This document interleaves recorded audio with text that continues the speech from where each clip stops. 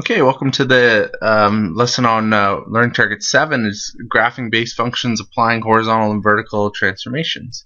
We're going to do this based on base points with table values, also directly on the graph. So I want to show you how to do that just with a couple points. And so given 2 points, 1, 2, and 4, 1. And so the table of values for that would just look like this. Now we're going to do a horizontal stretch by 2, a vertical stretch by 3, horizontal shift right 4, vertical shift up 1. We're going to try to write it in what the equation would look like in the form of f of x, but what are the parameters that would result in these things happening?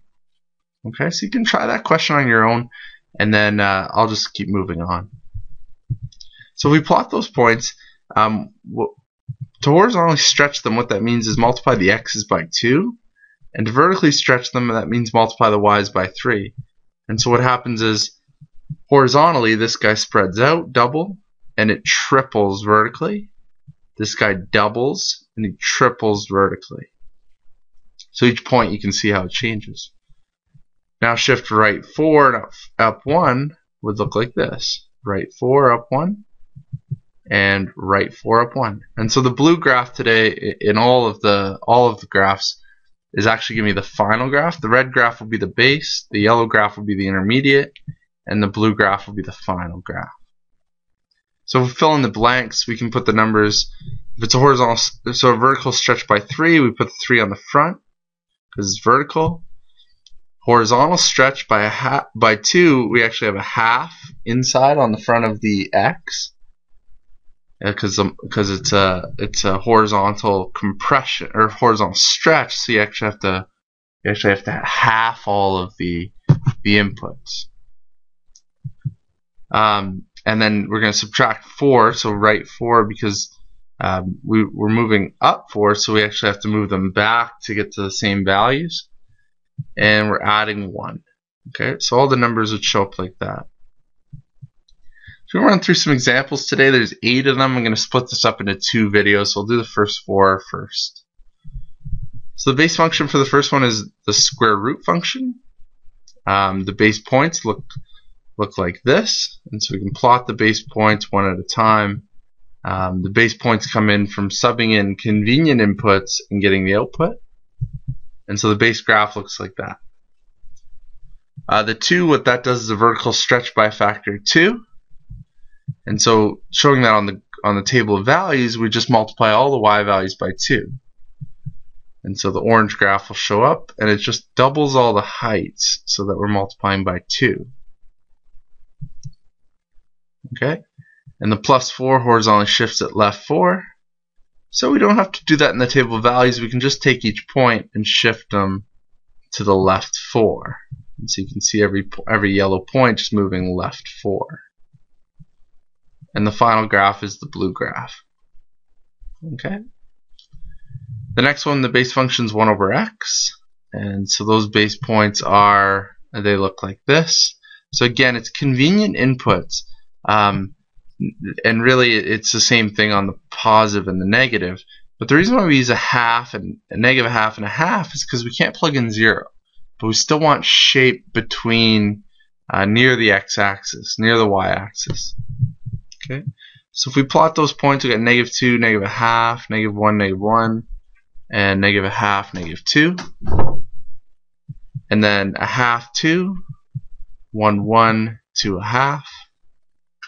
And so the base graph would look like this. Okay, the transformations, we have a horizontal shift to the right 2, which that basically does is it shifts the asymptote to x equals 2, and so we can actually show it like this. We just get our asymptote to the right at x equals 2, and a vertical shift up 3 makes the horizontal asymptote shift up 3, and so we actually shift the asymptote just to maintain that shape, because you see that the asymptotes are what the lines we're approaching, so we still want to approach those lines, so to maintain the shape we actually shift the asymptote. So now what you could do to get the final graph is just plot these points on this axis here.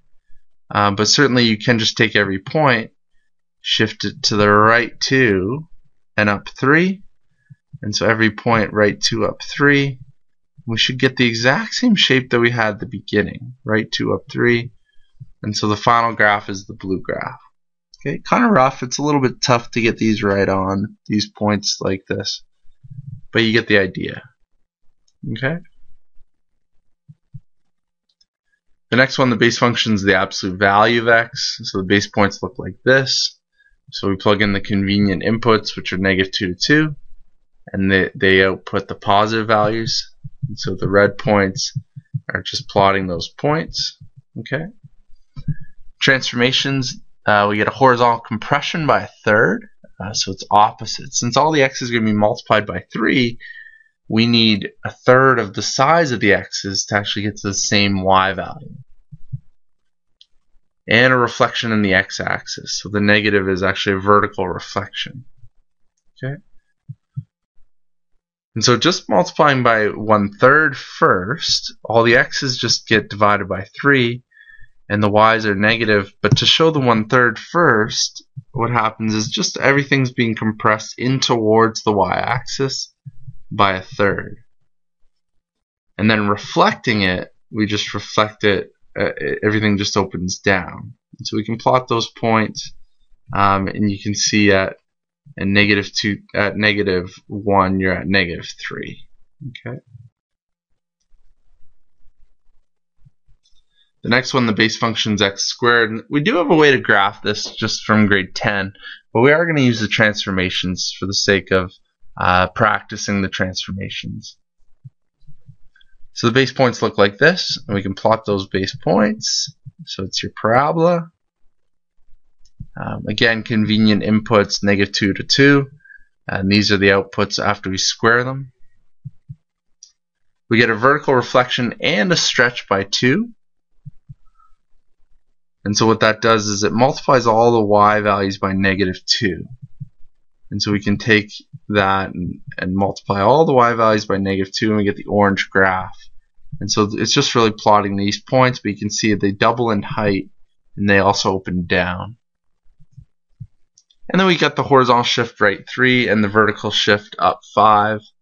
So every point gets shifted right 3. So you can see this first point, right 3 up 5. And then right 3 up 5. Right 3 up 5. Right 3 up 5. And right 3 up 5. And so the final graph is the blue graph. Okay?